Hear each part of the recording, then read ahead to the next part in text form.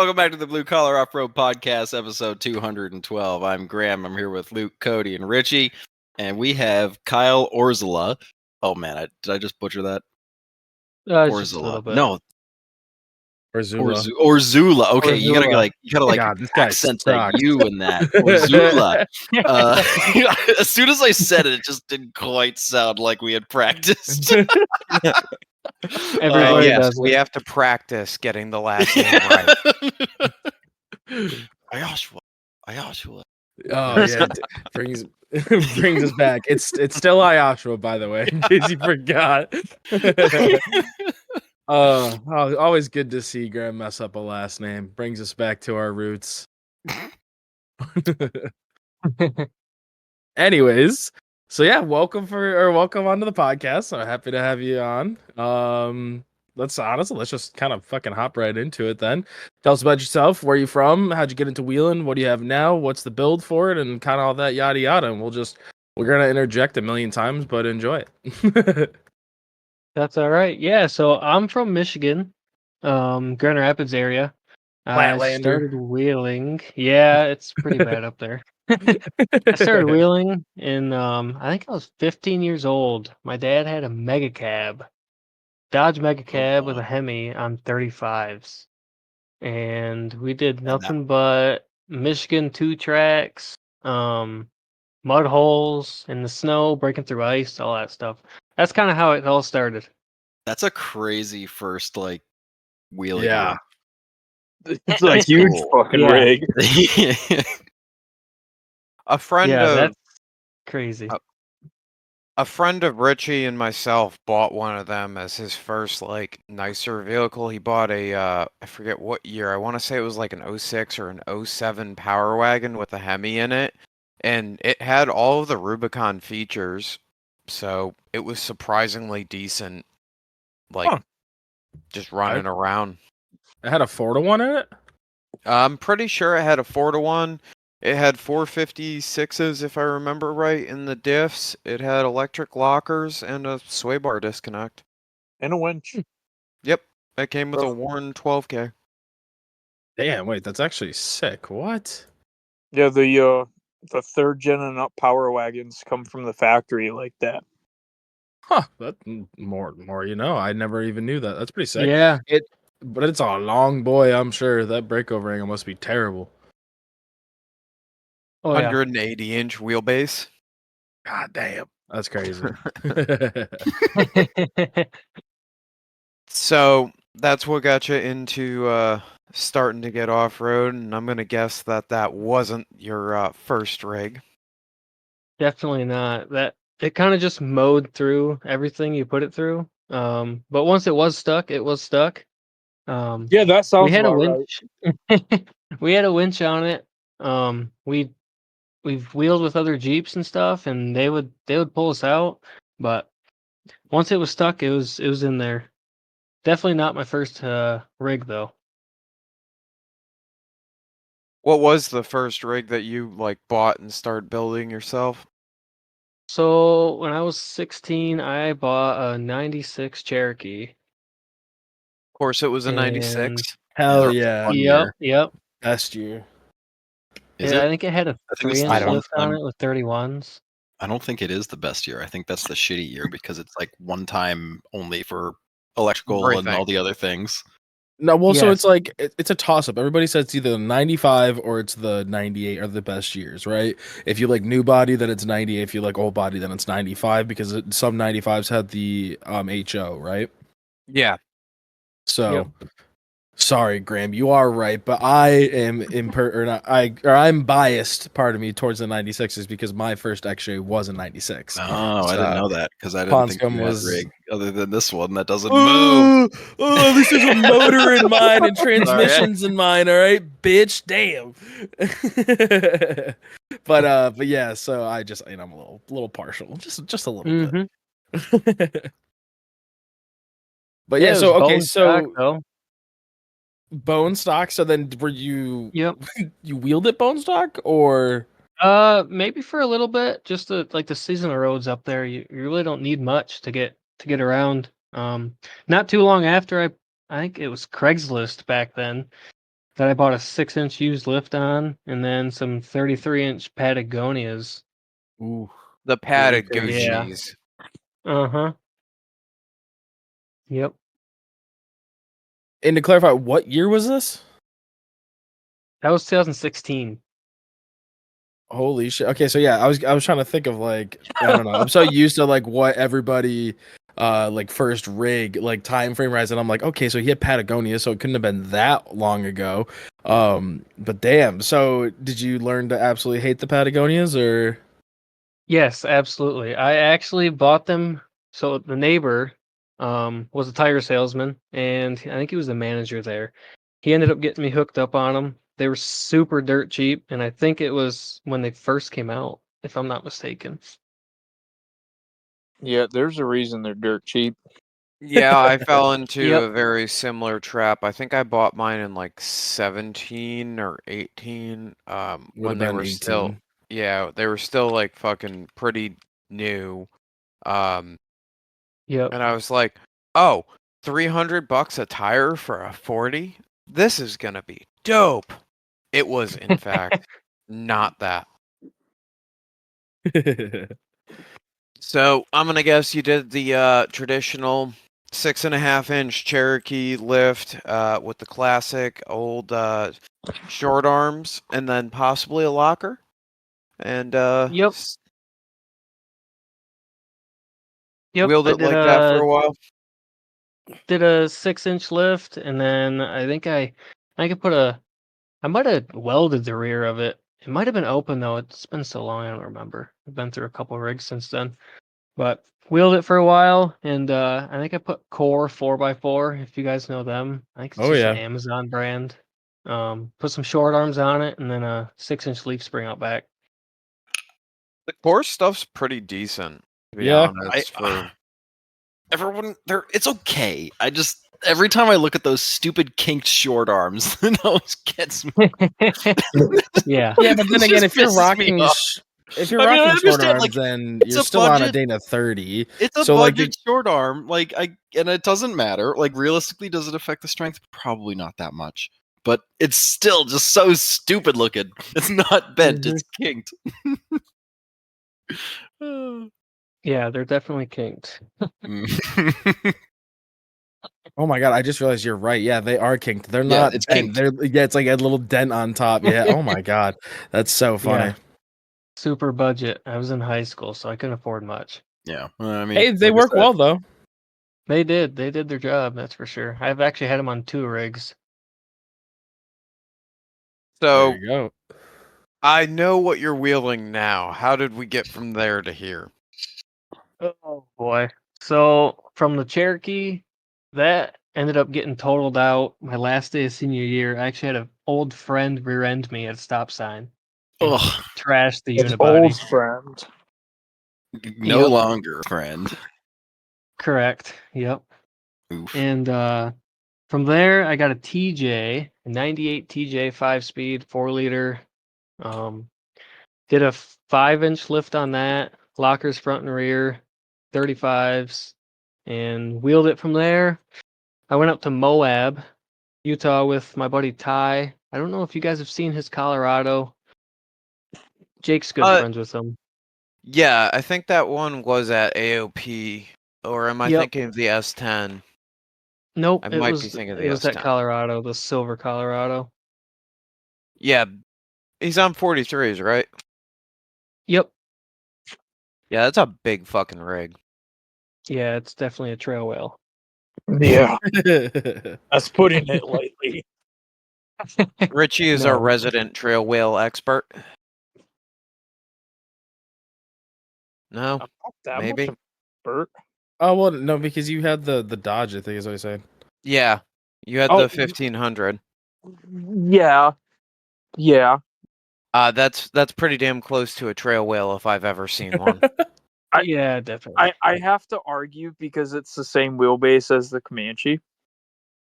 Well, you can argue, but you can also Wait. still. Is that true? Yeah, What the fuck? That's crazy. I did not know that. yeah. What's The regular The regular cab long bed Comanche has the same wheelbase as a single cab short bed 1500. Yeah, you should shorten that fucker. God damn. Holy hell. Thing's a train. It's a long boy. Or really big tires, like 50s, and then you'll be chilling. Give But it anyways. time. But anyways, keep on rocking. How did you get to your next point? Yeah, so we went out to Utah, Moab, and like I said, I went with Ty. I was in the TJ on 35s. He had just finished that Colorado at the time, and then of course I go with him wheeling on 35s and my somewhat stock TJ still at the time, and definitely wanted to get something built up from there. Makes sense. And then you ended up snagging the Comanche. Yep, pretty much. I think it was a couple months after we got back from Utah. I ended up selling the TJ and then came down. I was in Michigan at the time, came down to Tennessee, found the Comanche for sale. I think it had a blown up 4-cylinder in it. It was bone stock, rust free, straight body panels. Picked that up and then it went downhill from there. So when it went downhill from there, how downhill did it go? Because they can't see that. I guess not so downhill, maybe. I LS swapped it, did 14-inch big shocks, 41.5-inch pit bulls, You made my own links, internal cage, frame stiffeners front to rear, and all that good stuff. How did the internal cage end up working out? Because that's one of the things where I'm like,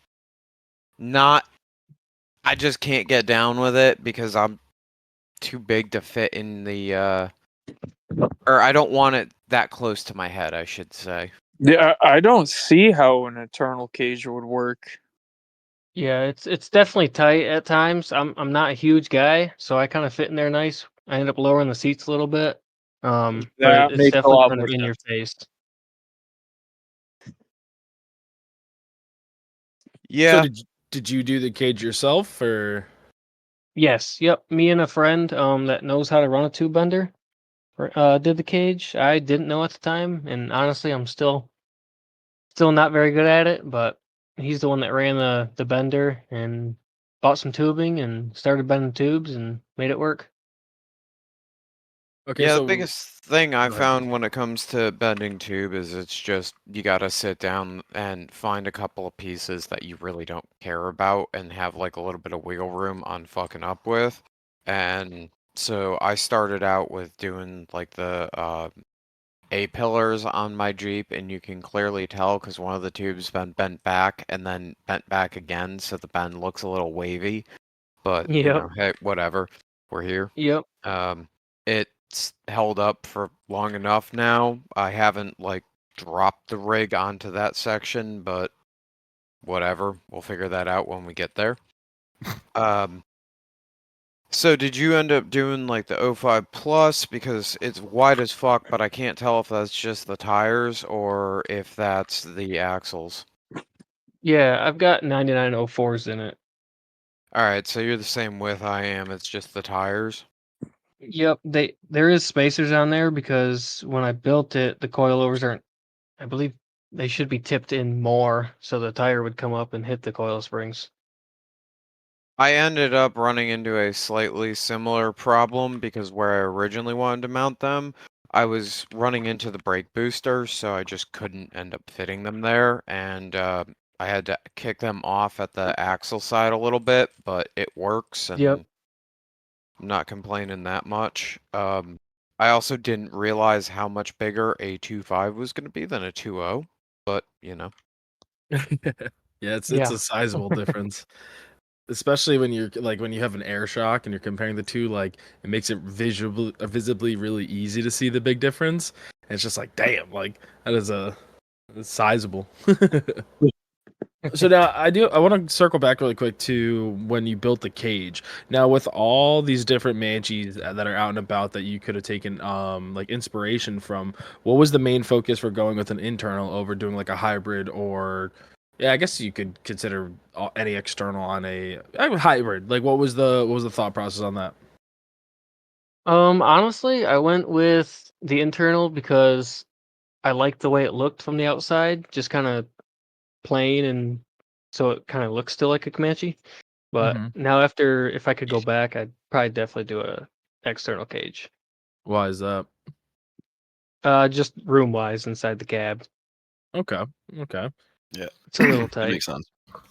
But I can understand like trying to keep it look unassuming, right? Yep, yep.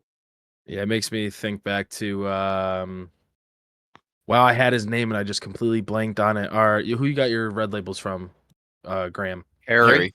Harry, like, oh, dude, the raisined up XJ that he has is just wow, chef's kiss from It's doing the peak rate. internal. It is like, it is beautiful. Or if like, I don't know if you guys know him on Instagram, but what is it? Something xj.com. It's a fucking Massachusetts boy, and his XJ is just hammered. And it, dude, something about it just, I love it. I like the look of the raisin. I don't like having the tube that close. And that's just like where my sticking point on it always ends up being. Um, the the bigger seats and an internal cage in a Cherokee just doesn't fit well. Yeah, Yeah, it's a great it, point. it's Great point. it's definitely snug in there. But I've gotten so used to it the past couple years. I think I've had it built for 4.5, going on 5 years now. I'm just so used to it. You get a close to 6 foot tall person sitting in it, and the top cage bar is right in their eyesight. That would be me. Yeah. Um, I ended up gangster leaning my seats back a little bit to cheat some of the height out of them. Um, it you can see over my dash pretty well, being like 5'10" to like 6'2", it's comfortable. I, I'm 5'11", so I built it to fit me reasonably well, and it's got sliders in there because at one point Morgan was supposed to be driving it, but then I manual swapped it and that went out the window. So you said you got an LS in it at this point in time. Um, what LS, and also have you had to do the 35 spline outers yet? Because I would imagine that drivetrain combo's got to be eating them axles alive. Yeah, so it's a 4.8 LS out of a 1500 Silverado 4L60. It had a 261 in it. I just recently, the past couple months, changed to a 241C transfer case. A little better. I had no luck keeping those 261s in it. They would skip and pop and not giving me a good time. But the LS is definitely fun. It's got a small Texas speed cam in it, some valve springs, nothing too crazy. That's about it for the motor wise. So it's got to be putting out what, 285, 295 realistically at the crank, somewhere in the mid low threes maybe. Yeah, yep, I would say so. Any issues I with the thought they put out like 3 4LE60? on the crank factory. The early two or the early 4.8s are like Oh, 285. gotcha. Yep. So just a minor cam and a mild flash, probably what, another 25 to 50 horsepower. Well, it depends on what the flash is in reality. You can This push is a true. lot. Like Chevy did a really good job at making them as reliable as possible, but they also made them really fat. And that kind of comes hand in hand. So if you lean them out a little bit, not like a crazy amount, right? But like just enough, and then make the timing a bit hotter, you can actually get a decent little bit out of it. So it's tough to say exactly how much. But did you end up having to do the 35 spline stuff? Because I've got to get those ordered for my rig at some point in time soon. I've just kind of been neglecting it. I still have yet to do that. Well, You're down by Windrock now, right? Yep. Yes, I am. You're going to end up needing them soon. Yeah, it's been getting torn up the past couple months since we've moved down quite a bit. So you moved. When did you end up moving? Because I know that we were. I know that when I was talking with Jake, it was a couple months ago and whatnot, and he'd said that you were looking at moving. Yep, it was end of October we moved down here, close to Windrock. Oh hell yeah, it's Yeah. awesome. A lot more wheeling down here than in Michigan, that's for sure. Yeah, you get pretty bored in Michigan with something on 40 plus and LS and all that. Yeah, unless you're out in the sand dunes, I could imagine for sure. Right. Yeah, we've been there a couple times too. It's like you go around 2 laps and then you kind of just sit and watch everybody else type of deal. It's kind of cool though, right? I mean, you're gonna do the same thing. Go to the beach. You're just gonna sit there and people watch, right? So at Yep, least you're doing it's it where you can see people doing cool shit or dumb stuff, you know? yeah, sometimes it's more fun sitting back and watching. Yeah, so were you coming down here and wheeling quite a bit before you moved, and that's why you ended up moving down here? Like, what was the reasoning that you ended up coming down to Tennessee? Yeah, we would plan a Windrock trip, a week-long Windrock trip every year. I think around May, we would come down from Michigan down here. It's past 5 years, I believe, and we would do our weekly wheeling and then head back north. Makes sense. Who's we? My family and I. My dad's big into wheeling. My mom, and then now my fiance. Oh hell yeah, that's awesome. How Yep. many rigs are you guys bringing down at a time when you go? My dad and I would bring both ours down, and then we would have a couple friends tag along. Sweet, hell yeah, that's awesome. Yeah, kind of made a big trip out of it. It was a blast, but now I think we're 15 minutes away from the general store at Windrock, and we can drive from the driveway. That's That's awesome. not bad. So then what? AOP's got to be about an hour and 45 from you guys? Yeah, yep. I think a little over hour and a half, so not too bad. I'm not sure, but we might be going this Saturday. I'll shoot you a text if we are going. I still gotta Okay. talk to Logan about it. But if we end up going, I'm going up there. I want to run probably like the 50 side of things, and then I want to run from the right side entrance up into 41 and just do a quick shakedown, and then have a nice relaxed day there. We were planning on going, and then it was undecided if it was going to snow that weekend, and we ended up saying fuck it because that just didn't seem like a good time.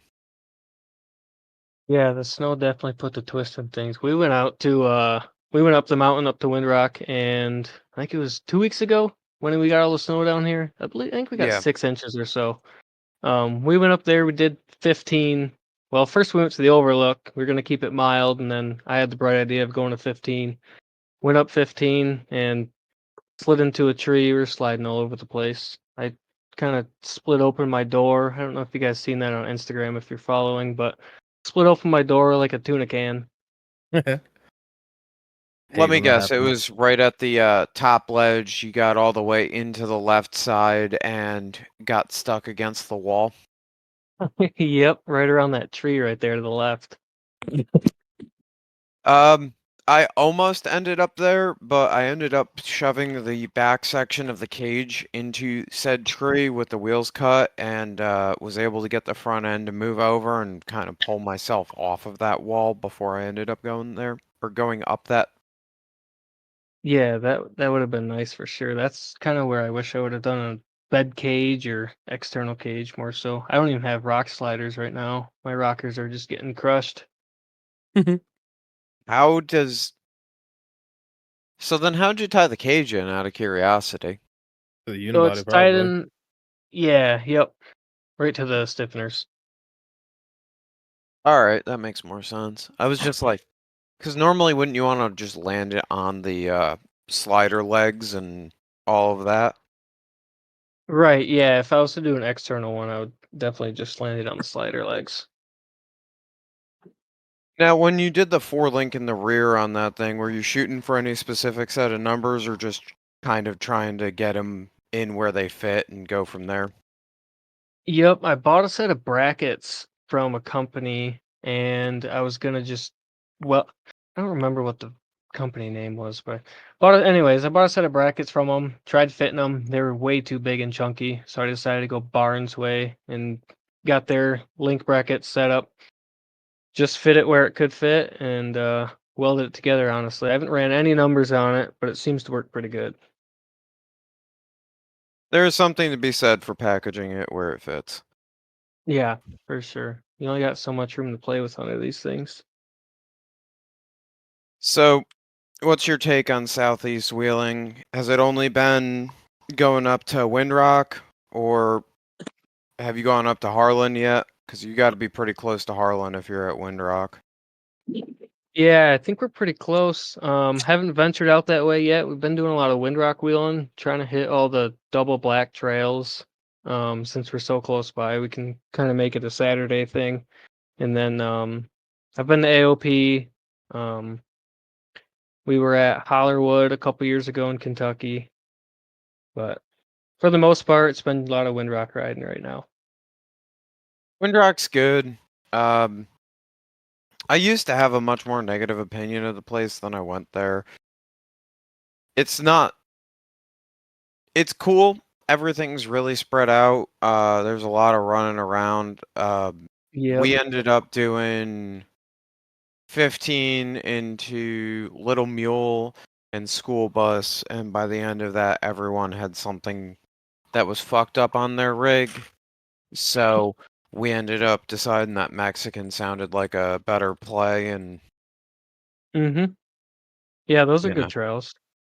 But it's definitely I almost like AOP better because you're right there with all of it. Windrock, you kind of gotta travel a little bit or go down the G1 trails, and I get bored on the G1 trails getting tossed around in the Jeep. I really like AOP for that particular reason as well, but also AOP's like between an hour and 15 and an hour and 30 depending on traffic, where Windrock is an hour and 30, but it feels a lot longer of a drive. Um, and then if you blow something up at AOP, it's one or two will lead you down to the parking lot and away you go. Yep, that's what I like about it too. I've only been there once, and that was for the meet and beat last year. That sounds about right. You going this year? Yeah, yep, I'll make it this Oh year. yeah. I just put in for the vacation time for it myself. So I'm gonna probably be showing up Friday morning, wheeling there until Sunday, and then going home. And I think Yeah, that'll be Richie's fun. riding with me. I is. Speaking of Yeah. Richie, how'd the locker install go? Well, the locker install sucked because its directions were unclear on things. But it seems like I did not fuck it up though, because the front definitely fucking pulls now. Sweet. So now you've crossed in the bare minimum to having a almost normal rig. Yeah, so right now, other than the 1.25 inch stretch that my Cherokee had, the Comanche and the Cherokee are currently at the same level of build. Perfect, man. That's great. At least it kind of feels like you're back to where you were when you stopped wheeling before. That's awesome.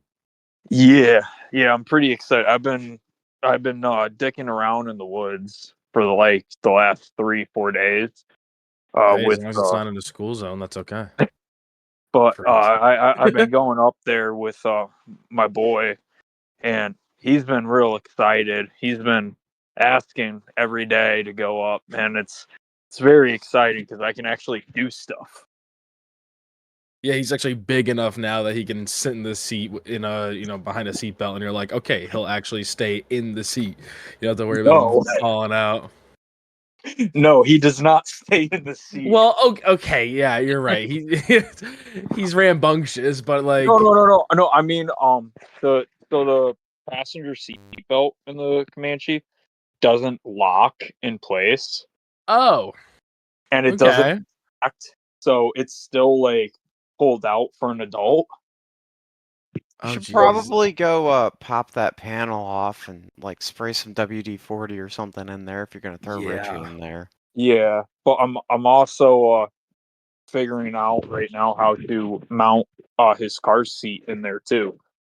So that way he can actually get secured in place, because as of right now he would only be able to use the lap part of the seatbelt, because the shoulder part wants to sit across his forehead. Yeah, that he is kind of small, so Hey, give him a couple years. at least his head will be secured. No shaken baby syndrome. Hey, I figured a couple of 3-inch wide fucking 10K ratchet straps should be more than enough to hold the car seat in place. Jesus Christ, Richie. Oh yeah. He'll be good. Fucking terrible. Listen, if the fucker ain't moving, okay? And afterwards, he'll technically be safer than me. He'll have a 4-point harness on. Wait. Yeah, but I 4 thought points. okay, but then again, I thought so it's a booster seat though. It's not like a car seat, right? Because I thought car seats are designed to he's face still in a backwards. full car seat. Okay, so but how are you gonna face it forwards if they're designed to sit backwards? I'm not. No, Car not- seats can face forward or backward, depends on the type. Yes, that's Okay, I was what gonna say gonna I have not dabbled down the land of being a father, so I don't know all that Yeah, stuff. I just thought so- they were all so- designed to be. So we have car seats, Cody, that are specifically only to be used facing forward. Oh, that's cool. Because Okay. he outgrew all the car seats that you could face forward or backwards or just backwards instantly. Gotcha. Yeah, he was kind of a big boy. So it would essentially just be a booster seat for him that he's strapped into, which would be perfect because he's almost tall enough to be sitting in the seat and looking out all the windows. So like that extra few inches would be perfect for him. There we go. Well, that's cool. Good And to I'm- see. I got mad yesterday because he fucking no balls me. Sounds like your son. You can't do that, Dad. That monster truck will get stuck. Oh, really? Reggie's like, "Oh, I'm gonna hit it in third. I get it." Not third. I controlled myself. I did second. Did you make it up? Oh, fuck yeah. Hell yeah! You gotta show that little turd up. Is it like snowy up there at the moment? Oh, Eh. yeah. Yes, we it don't is. have much snow. At least for us, we're sitting at what, like 2 inches that has actually stayed.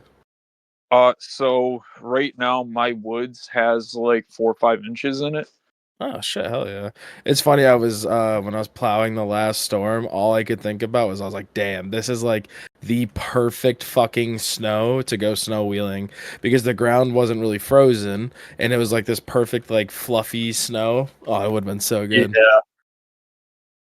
Yeah, it would have been great weather to pop a radiator in.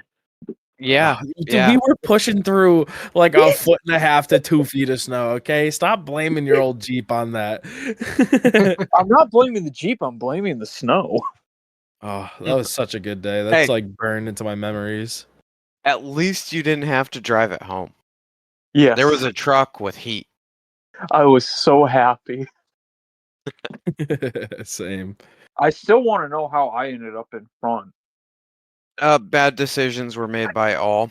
Graham and Because- Colin notably as well. So Colin, okay, so Graham was mostly breaking trail, right? But then we turned the wrong way onto that black, so then we all had to back up. So that's where it kind of got a little funky. And then for some reason, Colin was leading, even though he had like the most bald tires out of everybody. Yeah. So then he started breaking trail, and then I believe he got stuck and had to turn off to the side. So then you were next in line, and that's when we did like the rally start thing. Do you remember that at the Okay, bottom of the yeah, hill? Where that, it's just that like makes the sense. ding, That ding, and makes it's just like wah, flying up the hill, and then that's when I was able to catch the glory because you broke trail for me. Well, Colin broke trail for you, then you broke trail for me, and then I was able to just like fucking Thomas the Train, fucking I think I can my way up the hill. It was cool. Good times. That Jeep did not want to fucking get up to Webster ever. I distinctly remember going up that hill, it would not get over 4,000 RPM. Yeah, I didn't really have that issue. I remember I just put it to the boards and she just started screaming and went the way up the hill. Oh, I had my foot on the floor. I'm pretty sure my foot went through the floor. And it's still That Jeep was a shitbag like that. it's still just maxed out at 4K. Huh. Did you have Yeah, it in so- like 1.2? Sorry, Graham, I didn't mean to cut you off. That's what my current motor does sometimes. It's not all the time. It gets tired and then it won't hit rev limiter. Yeah, no, that's just what the Jeep did 24/7. If I was in any gear, it would never hit rev limiter. Yeah, that's weird. My Jeep would always like in 1.2, it would run all the way to rev limiter, pop at one time, and then instantly like super hard shift. Like the most egregious, ridiculous hard shift. To clarify, Kyle, I have a automatic because I'm, gay. Same. So, but yeah, it would always like just ping limiter. But then again, the thing has 112,000 miles. Like it shouldn't be that tired, Yeah, that is kind of weird because like my Jeep has what, like 380,000, and it has not had that many fresh motors put in it. Yeah, never. I feel like you never swap your motor. It's so awesome how like strong the engines that you buy are. Oh, I meant like they're all like 300,000 mile clap Ah. boxes that I bought for $120 and a Subway sandwich. To be fair, we definitely know mine is dying. Granted, I haven't driven in a while, so it might be fine magically all of a sudden. But it's had that Jehovah's Witness knock. Oh, it's fine. That's not a knock. It's just it being a Cherokee. Just a 403. First off, I'll stop never- chewing. You're freaking me out. Second Sorry. off, it's okay. To clarify for the listeners, I have this weird thing where if I hear food in somebody's mouth, it literally gives me goosebumps and like makes me cringe. So not your fault, Graham. That's just a So weird send him me recordings of you chewing. Oh, I will Straight fucking through if Instagram. you do, you're dead to me. Dead to me. Absolutely dead. I will write your name in a little death note and we will have harsh words the next time I see you. Oh my god. But yeah, I guess you're right, It doesn't actually it explains why there's not many miles on it because it fucking sits and doesn't move. You can't catch your miles if it's fucking sitting still. Mhm. The mileage won't go up if it doesn't move for 3 It years. probably got treated worse with grandma driving it than you. Now it just sits around. I saw the oil that grandma gave it to me with, and let me tell you, you are absolutely right. It was fucking barbecue sauce. It was horrible. Oh god. Oh yeah, I have an old video of it somewhere, but yeah, like it literally, like I remember had that. to It was I gross. had to screwdriver fuck the oil hole to get the oil to come out. It was disgusting. Great times, great times. On the flip side, the Manche's a pretty decent log skater. Hey, that's a win. It's a pickup truck. Might as well use it as such. You know what I mean? Yeah, I pulled like, I don't know, I'd estimate probably a 3,000-pound log out. Jesus. Yeah, That's I'm pretty good. I'm finally getting to cleaning out the trails. Finally, after how many years? It's been stuck like that for at least a year or two. 2 years, yeah. 2 years. If I What had a happened? vehicle, I'd come down and help you. I got nothing but time. What was that, Luke? Where did the tree fall? Like what trail? Everywhere. Everywhere. Oh, There's oh, Fucking I see. everywhere. I see.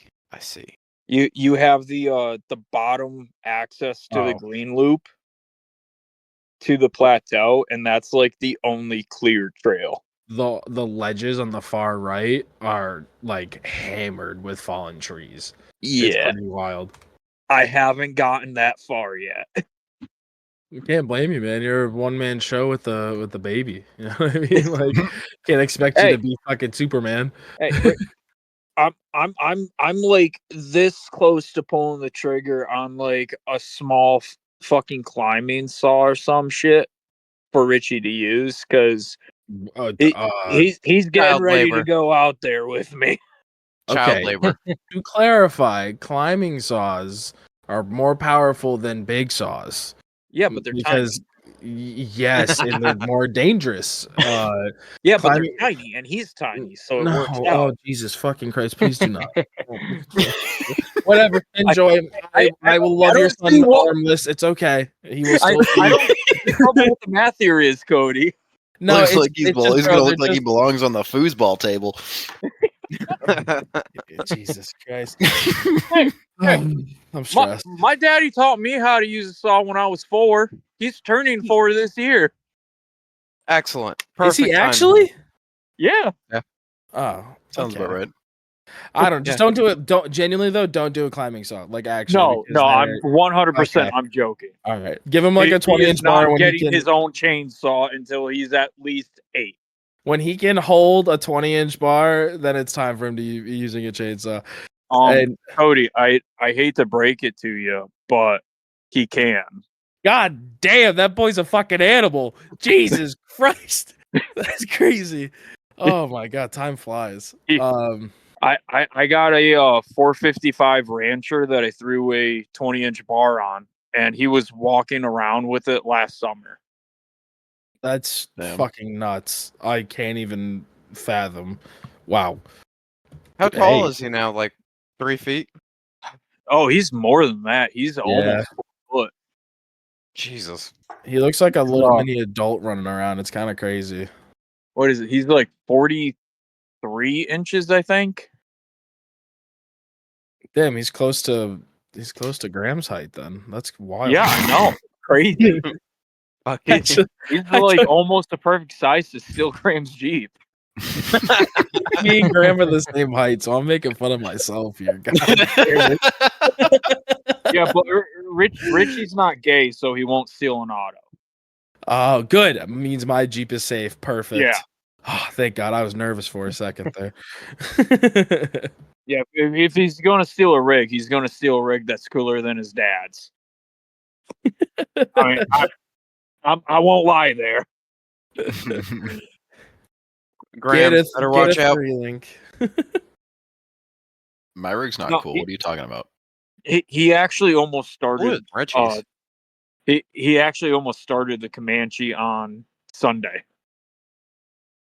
Really? You might want to Yeah. not have him do that because Yeah, I tossed him into the passenger seat, and as I'm walking around to the around the backside of the Jeep to hop into the driver's seat, he had already climbed over into the driver's seat, and he stood on the floor, pushed the clutch down, reached over, put the Jeep in neutral, and then was trying to crank the key. Oh my God. So like he even Yeah. knows how to properly start it. It was almost a GTA moment. you might want to be careful with leaving the keys in that thing if he's going to be around and he's going to be doing that. Because last Nah, thing you need is that thing going. Oh yeah, I've already started keeping the key out of it. Fuck it. Honestly, though, if you think about it, right, that's the best vehicle for him to crash. No, you might it's- as well let him do it. Like, you know what I mean? You're gonna crash it into trees, so why can't he? Yeah. Funny story about that.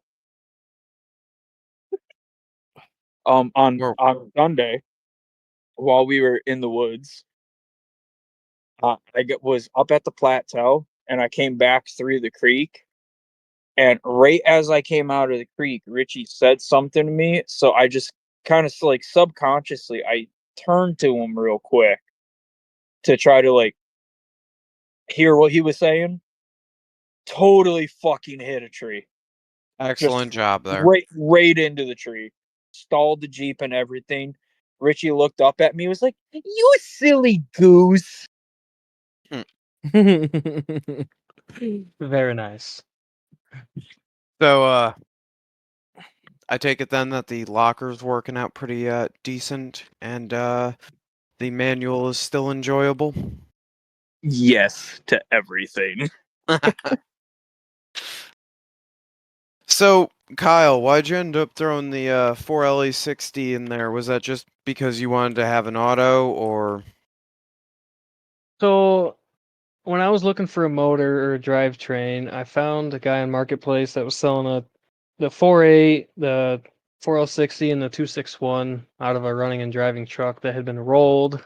Mhm. I was able to drive to the guy's house and actually drive the truck down the road with the roof caved in, touching my shoulder, knowing that it was running and driving. And he pulled it out for me, and I gave him $800, and that's kind of haven't had any complaints from there. Wait, what'd you That's do for fair. engine management? Yep, it's got the Holly Terminator X on it. Have you had any issues with it, or has it been pretty consistent? Yeah, the tuning wise, it's been good. I'm not great with computers. I've got a friend that's pretty good at tuning them. He's got it pretty dialed in for me, but the screen itself gives me issues sometimes. Sometimes it'll blank out on me, and then other times it'll have red airs popping up all over the place in place of the gauges. Oh, interesting. Yeah, it's really weird. I don't That know if kinda there's sucks. dirt in there or the little canvas cables corroded, or I'm not Mhm. sure. It's got to be something like that, just like a no signal issue. Yeah, it's right under the dash where that little connector is, and I think I gotta take it apart and make sure the pins are all good in it because it's super Yeah, that small. The wires that are really stupid small going 4-pin to it. thing. Yeah. Yes, yep. Is that Uh-huh. like a common fuck up with the Holly Terminator Mm, stuff? I think Or it's a common gripe is that plug is pretty uh easy to damage. If you don't know how Yeah, to take it apart, it can kind of be messy to take apart too. And I mean, yep, like the Holly stuff in general, certain parts aren't really well weatherproofed, and I don't think yep. that to me looks like something that belongs inside an electronics box and not in an engine bay. Um, Yeah, mine's under the dash, but it still gives yeah, me issues. yeah. I'd always like with my Sniper on the J20. I was always concerned about it because it just sat there right behind the motor. It's like not in a good Yep. spot. It's like that. That's in elements and heat and cold and everything. But I never Yeah. had that issue. That's kind of. I wonder if that's like a Terminator thing. Yeah, I don't know. I haven't. None of my other buddies that are running the Terminator have that issue that I know of. Unfortunately, I'm the only one that seems to have that issue. But Hmm. other than that, it's been good. When I first got the Terminator installed, all hooked up, the O2 sensor was giving me some issues, but I ended up getting warrantied out. They sent me a new one. That's been good since then. But those are the only complaints. Is really just that little plug there giving me issues on the screen. that's Yeah, not and that's bad. yeah. I'm still a bigger fan, I think, of the OEM harnesses or OEM style harnesses that have been cut down to work with the computer or factory computer. Yep. Yeah, I They think I s- might have done that instead next time around. they seem like they're a little bit more simple and reliable, and you can get the harnesses fairly cheap. The only thing you have to do then is get the computer scanned for the VATs to lead, if I remember correctly. Yeah, yep. You can send I it out, I was think, unless you know somebody. I was super big on doing the LS swap for a while, and now I'm just big on trying to go fucking wheeling for next season. So wait until like halfway through next season when the Jeep is either running really well or not running well at all, and I'll have decided I need to LS swap it again because it's a very cyclical process. But yeah, Yep. You Yeah, go through phases multiple times every year, Luke. Shut up. I was just saying that. Uh, we get to the point in the year where we spent more time working on it, and then we decided that we want to go wheeling, and yeah, that's right about the time of the web wheeler's ball. I blow it up and rinse and repeat. Yeah, good thing the 4 liters are kind of a dime a dozen. Kind of a dime a dozen, but they're And cheap. also they're like $600 for a decent one down here now. Hmm. Yeah, So I haven't looked at it. The market's don't definitely need decent different ones. down here. reasonably okay ones then, Graham. It's because things don't rot out as fast down there. So Hey, Yeah, some of those Yeah. shitboxes are still on the road. I found a fucking 4-liter out of a 94 for $850 with a cracked number 1 piston. Huh? that's In- highway In robbery. Connecticut? No, it wasn't in Connecticut. It was, I think, Pennsylvania. I think it was. Jesus Christ. $900 for a boat anchor is fucking wild. No, that's a free motor, and then you take your other motor and you put the piston that's broke, or you take out the piston that's broken, you put in a good one from another one. No, he said Yeah, it's the today. cylinder wall. It's not the piston. It's the cylinder wall. Oh, I thought it was the piston. The first line of the ad was it had a cracked number 1 piston. I'm like, Oh, okay, okay, so it's $850 because they like fully rebuilt it and they upgraded shit and blah blah blah. And then I read the rest of the ad. I'm like, nope, it's a fucking boat junk anchor. motor. Like, what the fuck? Well, Dave had that motor that we didn't know was bad sitting back there, so we ran over there, grabbed it, and sure as shit, cylinder 5's fucking seized in place. And it all melted up, so that was a fun time. But, 4-liters are stupid, Jeeps are dumb, wheeling's an expensive hobby, and I don't really want to go dropping the money on an LS at this point in time. I realized how much money I have to start putting together for the trips that I have planned as it sits, and that's my LS funds. Yeah. I'd rather be going out and wheeling than not, especially with that trip to New Hampshire and trip back home coming up. Yeah, it's definitely more fun wheeling than working on them most of the time. It is. Speaking of working on them, how's the 360 doing there, Graham? The 360? Oh, yeah. Well, I pulled it apart because it was leaking from what I assumed was the rear main. It turns out like everything was loose. Everything, and I had just tightened these things up. Like I'm not an idiot. I try not to be an idiot. Like the valve covers, I've tightened the valve covers multiple times. It's it's cork, not copper. So it must loosen up. So those were loose. The oil pan bolts, like every single one was hand tight. So that might have been part of the problem. But either way, we were in there. I had a rear main seal. I was going to change the rear main seal. The motor was out of the truck, so might as well put some seals in the thing because it's always leaked. I'm tired of it leaking. It was leaking really badly after I did the cam gear replacement. Like really badly, like Batman smoke screen going down Route 20. Not drivable. And that But you with that did amount of drive it, is what you're yes, saying. it was Oh, drivable God. enough. I mean, I had to test drive it because I had just done the cam stuff. I didn't think that was suddenly gonna now Well, you mean it's said Route- leaking everywhere. You said Route 20, which tells me that you brought it up to Marvell's and you drove it there. No, well, I did drive it to Marvell's. Oh, Jesus. I didn't tow it there. I wasn't gonna pay. I like just Yeah, taking so as much say- stuff so you- as I could, and I drove it there, and I kept it low RPM because it seemed like high RPM was when it was slinging shit. It was slinging from the front and the back, and you could watch it drip when it was running, and it increased with RPM.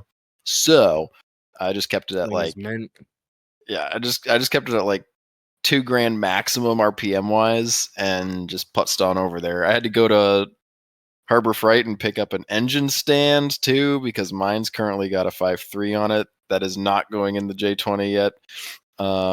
But maybe if these bearings blow up.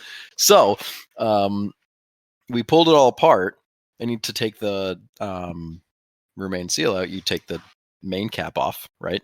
And the main bearing was concerningly worn for how new the motor is, or how recently it's been rebuilt and how little I've driven it. It was not as good looking as I would have liked. So you're like, fuck it, we'll take the rest of them off, see if it's just, if that's it and it's normal or if there's more. And we get like all the way through, and there were a couple of them that had some pretty big gouges. Now, the oil pressure was fine, and I could have just left it. But if I left them, I would literally just be signing myself up for a rod to go or something. Because the rods and the cam bearings are all in the same shape as the mains were. It was like, and that isn't uncommon. I've ran metal through this motor for God knows how long with that cam gear disintegrating. And then I ran it with, I flat-toed it in gear like a dumbass because I didn't know, or I didn't put two and two together that cam gear was what blew up, and cam gear is what lets the distributor and the oil pump run. Both are run off that cam gear. So I didn't have oil pumping to the thing, and it has metal. So it just didn't look that good, and I was like, I'm already here. It's really not that much more effort to just change the bearings while I'm doing the seals. So yeah, now it's in a million pieces, and I am looking at the cam bearing installer tool and the bearings, the mains and rods and cam bearings. And if I had a job, I'd put a cam in it too, but I don't have one, so I'm not wasting any more money than I already am on a cam. But yeah, so that's where that is. It's going back together tomorrow, and then it'll probably go in Thursday, if I had to guess, back in the truck.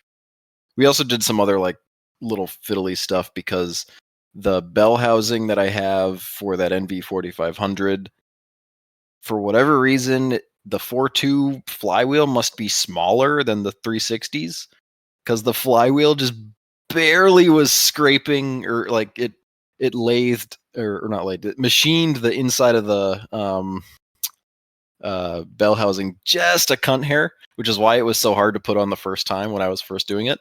That's not great, Graham. Yeah, but there's a bunch of meat there, so we just ground it down a little bit more. It's this like thick cast aluminum bell housing adapter thing. So we ground that down to spec. I gotta look at the starter. It's like, it's always sounded horrible, but it's always started, and I haven't really questioned it because it's never not started with that starter.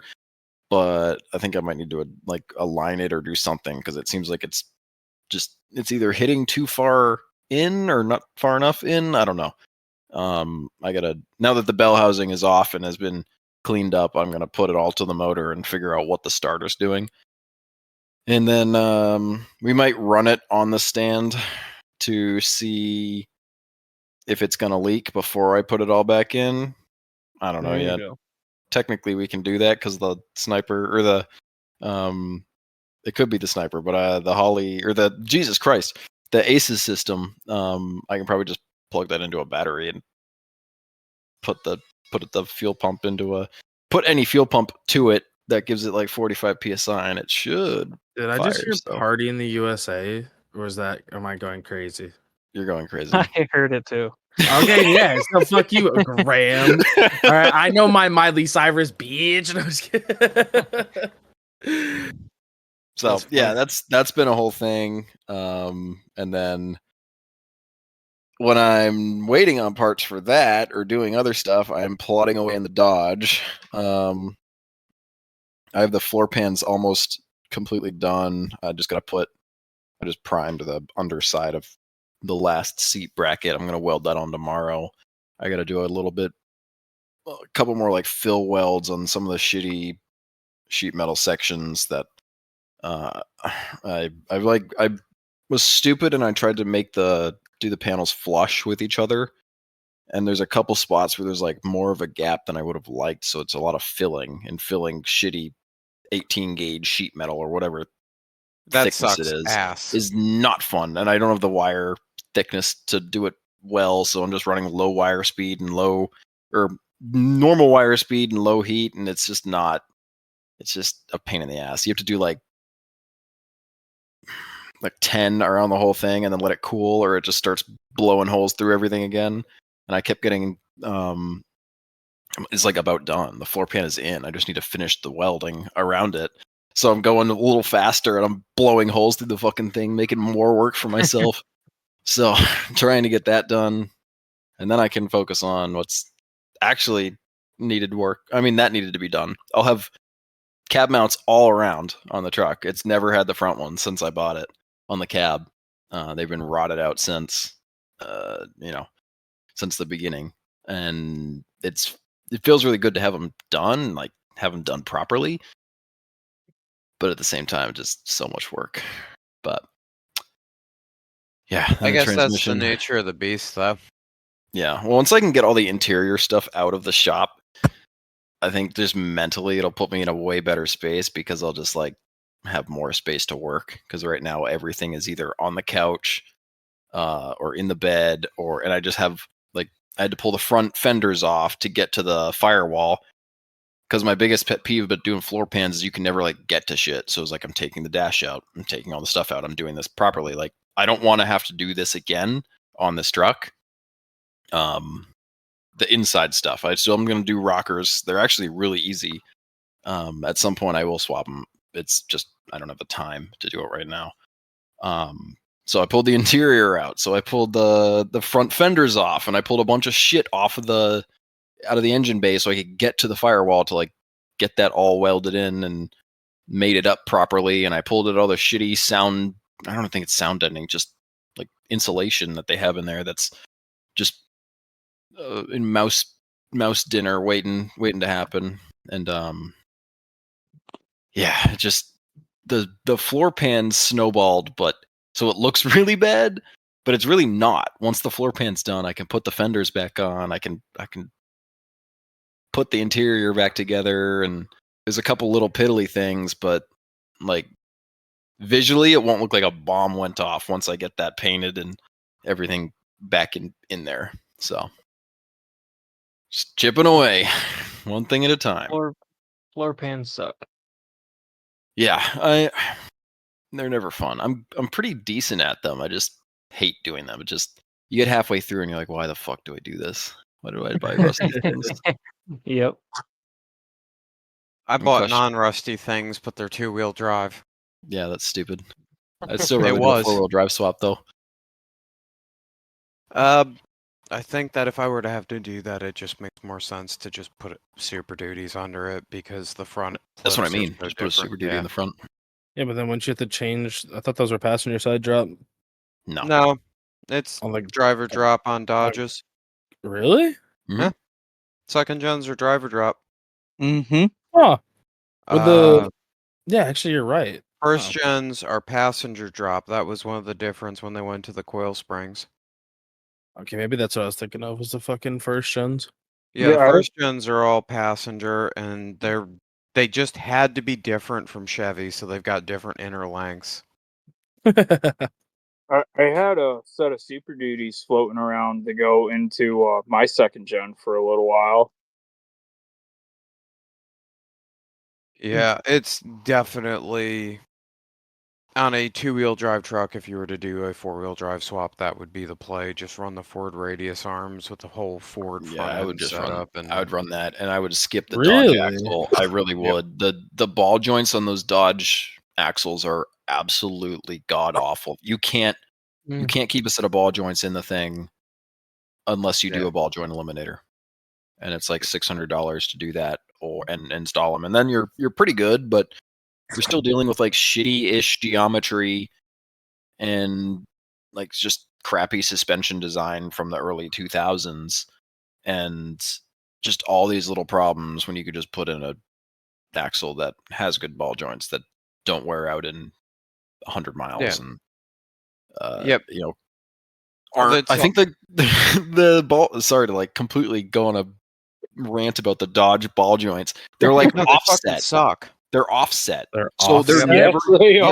they don't line up, and so they don't pivot correctly. Like one of them, I don't remember which one it is. I think it's the top one. like gets completely hosed because it's trying to pivot and it's not. The pivot points aren't the Uncenter. same, so it just destroys it over time, and it doesn't take long. And the only good options out there are OEM. Basically, the Moog ones, forget about it. They fucking destroy themselves in like 6 months. Yep. So Spicer is basically it. They suck ass. And another point. Well, if you're looking for a ball joint, but I'd honestly, after doing one set and having them die in 6 months, I was like, I'm not. And they're not fun to take out either because the tool, unless you have the really expensive tool, like a jaw puller style or something like Marvell Cody has those really nice ones. But if you're just using the C style from the parts store, you're gonna blow your brains out trying to take those things out and mar up the inside of one of the things because it just terrible.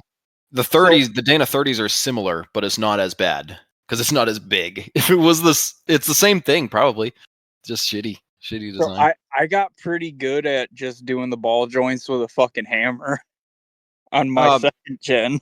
That's not how that's supposed to work. Terrifying. I broke 2 C pullers. Yeah, like we got to a point where we would just air hammer them in and out on his, and then we were doing the same thing with my dad's truck because it was just easier. Cool. Yeah, it honestly was easier at that point. Yep. How did you get the angle with the hammer though? I just don't understand.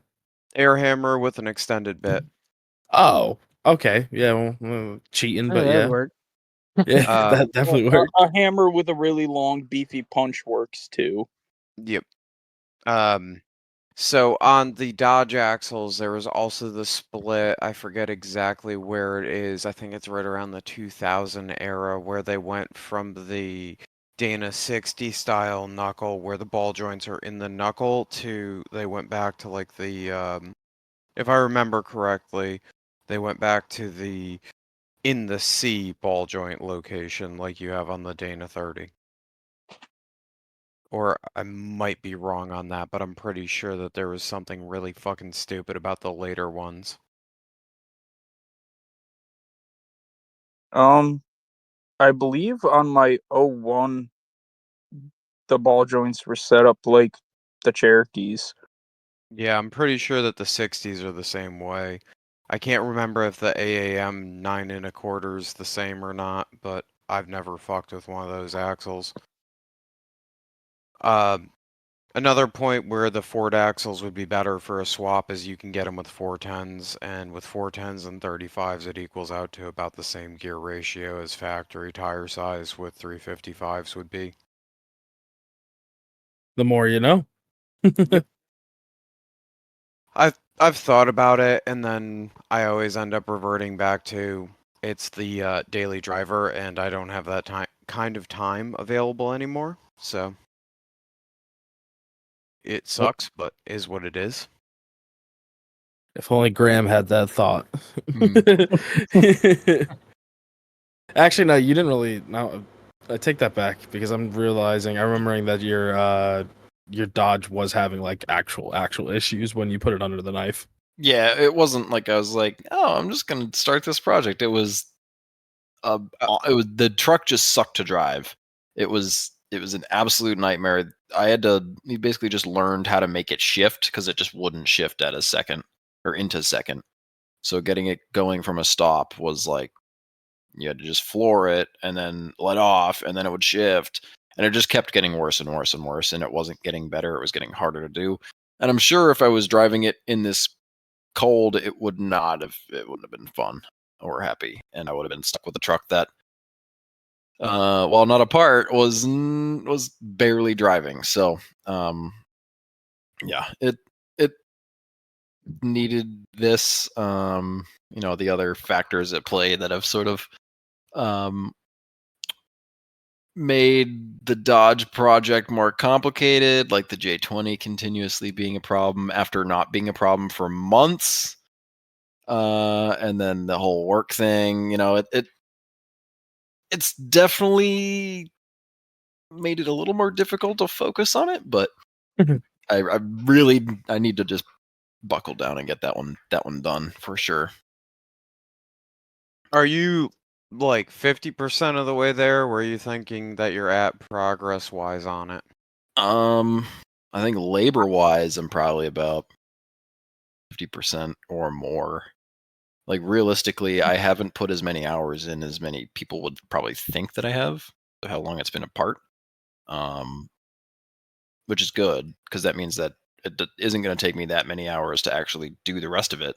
I think realistically, it's more of a now it's a money thing, right? The transmission is going to be expensive.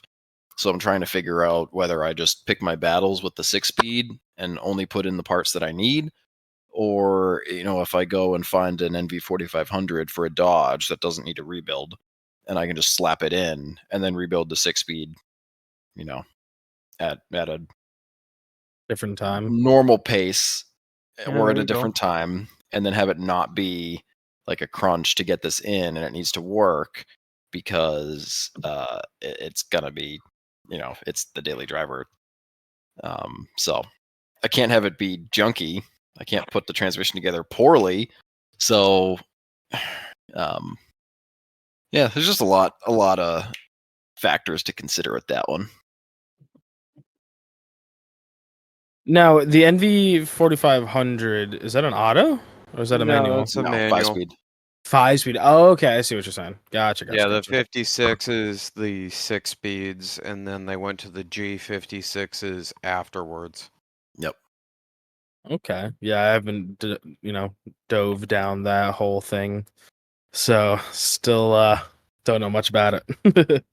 Yeah, I had a fun conversation with the insurance guy because, like, I went to go insure the ring, and like, well, if I'm gonna be opening up a renter's policy, I'm gonna go and put some of like the more expensive guns on there too, because if something were to catch fire, it would suck to replace them. I And since thought I'm ring talking insurance was pretty cheap. renting insurance is pretty cheap. Just No. like I had to go and double the policy basically because we had the usual like normal umbrella coverage, but then race guns and engagement rings are not cheap comparatively. So Yeah. like No. No, but ring insurance itself is pretty cheap. oh yeah. I just went Yeah. through the insurance company though because it was easier to add it to the renter's insurance policy for now. Long story short though, and how this is related, I brought up my truck because I hadn't been in the office since I bought the truck and like what kind of insurance on it or is on it and like replacement and all that other fun stuff. Yeah, looks like I'm going to be putting antique insurance on the truck to actually get what it's worth out of it, or to Huh. get enough money to replace it, I should say, because Really? yeah, they're saying that it's worth like 9 to 12 grand, but to go and find a comparable replacement truck with a comparable amount of miles that's also manual, you're looking at like 17 around here. God damn. And for a 2-wheel drive, 17? It might not be 2-wheel drive, that might be a manual or a 4-wheel drive, but like still to find another common 6-speed, you're looking at like 15 to 20,000 depending on year and all that shit. So No trying to shit. I make didn't it so realize that that. if I lose that truck for some reason, like someone hits it, I'm not gonna just be fucking completely SOL. But yeah, antique insurance is not fun. The Cherokee, they were just like, oh, it's modified in a show car. Here, just sign off on this and list like modifications that are done, and we'll add that to your policy, no problem. Whereas the truck, they've been fighting with, or they were fighting with me about it. And all of a sudden, Why? Luke's Jeep has a LS on paper and a Whipple supercharger. The show car. Yeah, show car. No, but like it's not under a normal insurance plan at this point. Honestly, I'm about to just pull that too and leave it with only fire and theft because it's not registered anymore. Whatever. It's covered by the truck's insurance policy going down the road. Yeah. That was something that I discussed with mine. Was that whole thing. I never realized that. But then also if you have double, then it kind of like, I don't know, there's like a whole thing to it. There's like a trick that you can do, then you could get like double the money for the vehicle sometimes. I don't think I'd get that lucky, but that would be useful to know. Well, we're not going to discuss insurance fraud on the podcast. Sorry, boys. Yeah, That's for the Patreon episode that doesn't exist. So get fucked. It would um, unfortunately be like that. oh shit. Yeah, anyone got anything else going on? No, just No, waiting for warmer weather at this point. I It was pretty warm today. The snow was melting. You're right. It was just windy. was. Dude, it was okay. Completely unrelated. Obviously, this is not the point of the podcast. But holy fuck, the wind was insane today. Like actually crazy. I couldn't believe it. We had You know shit what's fall. even more insane than that? Fucking King of Hammers happening in Oh the snow. yes. Yeah. Holy shit! How Yeah, have we I've not seen that. discussed that? That is wild. Like, does that happen often? I don't even know. No, Does it? No, it's it the doesn't. I don't first think time so. I've ever Not. seen it. I was talking with oh man, why am I forgetting his name? Aiden from California with the purple XJ. Yes. Kelly Walt. Yeah, Walt guy. And he was like, yeah, doesn't happen often.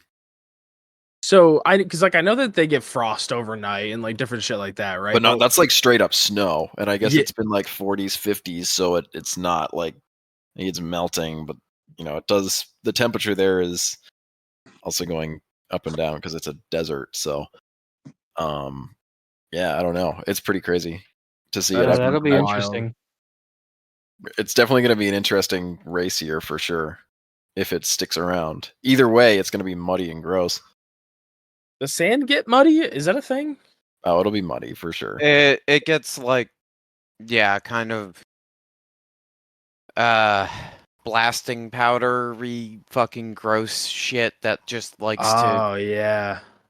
pumice almost. It'll get everywhere.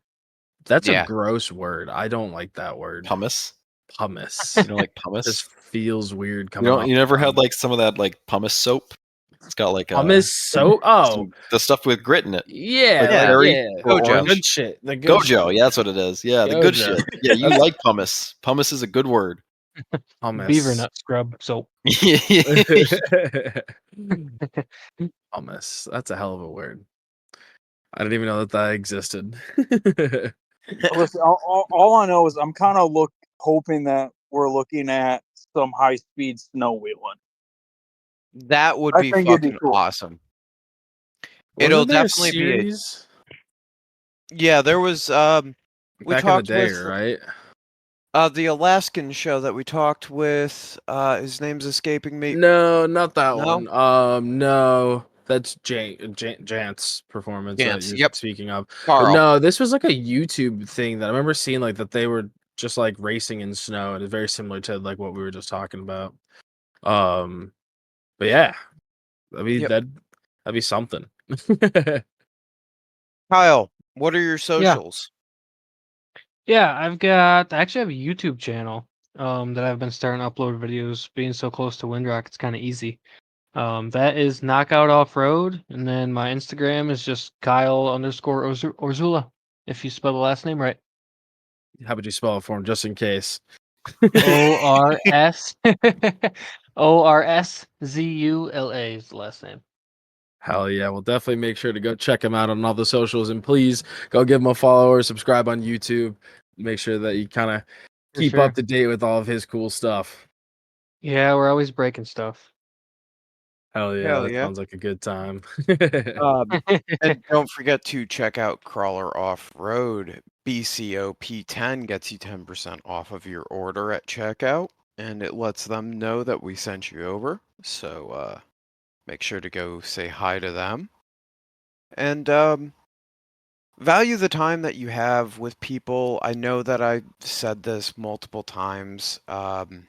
Just you never realize when people are going to disappear. A person that Morgan and myself know, and is one of Morgan's friends, really good friends, passed away unexpectedly out of the blue under less than ideal circumstances, and their loss is being felt across the community because they were very well known. So, just keep that in mind whenever you're getting frustrated with someone. Helps to alleviate some of that tension, and every day is its own new experience.